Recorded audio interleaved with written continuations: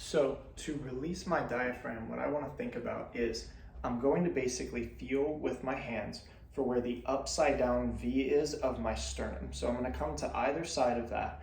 And what I'm going to do is I'm going to slowly start to take my fingers and I'm going to dip in to that position there. So I'm basically reaching my fingers underneath my rib cage. Here's my ribs. You can see I'm kind of pulling them out. So I'm reaching my fingers underneath, and then all I'm going to do is I'm basically going to grab underneath my two sides of my ribs. I'm going to drop down, and then all I'm going to do is I'm just going to inhale forcefully as I lift up.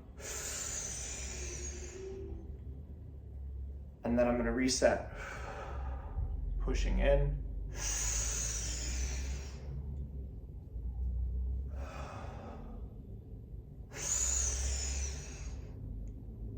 Now, each time that I'm doing this, as I go from the side, what you'll see is that I'm hooking in and I'm trying to make sure that as I come up, I'm extending through my chest as opposed to just lifting up and keeping my ribs locked down. So that's the key here, is we want to make sure that as we come through this position, as I lift up,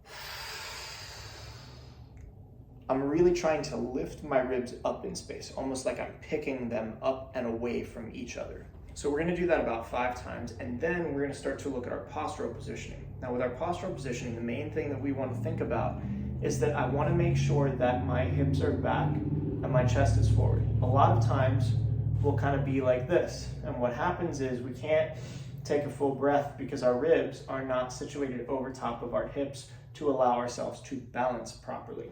So when I'm doing any type of postural positioning, what I really want to think about is that connection between where my hips are and where my chest is. If my chest shifts back in space like this, I'm not going to be able to take a full breath. So what I want to think about doing is I want to set my hips back and try and bring my shoulders over top of my hips. When I do this properly, what it's going to feel like is it's going to feel like my low back starts to actually release. So if you look at my low back, if I crunch in my low back like this, it's going to be really hard for me to breathe. So what I have to do is I have to take my hip and I have to posteriorly rotate it, meaning I have to think about letting it drop down. So my tailbone drops down towards the floor. I let my hips shift back a little bit and I bring my chest forward in space. Now, once I find this position, all I'm going to do is I'm just going to take that easy breath. And what I want to think about with my breathing is I want to think about it 3-dimensionally. I don't want to just breathe in through my ribs here going flaring out to the side. I don't want to just lift up my chest. I want to go 360. So what you'll see is if I tighten this up just a little bit, as I go through that 360 breath, even if I turn slightly to the side, you'll see that everything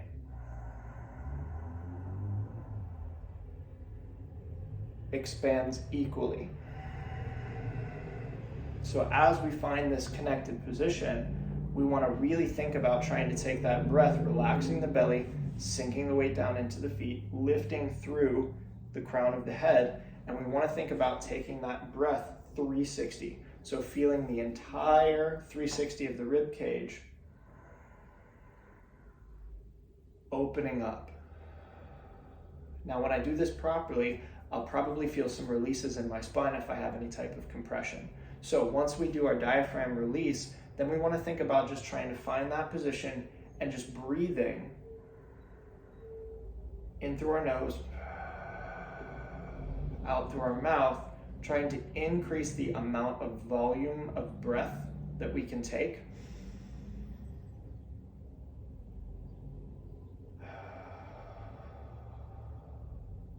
Each time, feeling that lengthening of our spine happening on the backside. And you'll see from the backside, if I just pull through here, as I take that breath, I'm not crunching through here, right? I'm just letting everything open up even more. So take that for anywhere between 1 minute and 2 minutes, really focusing on not only the idea of the hips back and the chest forward, but also opening that more and more fully each time, 360 degrees.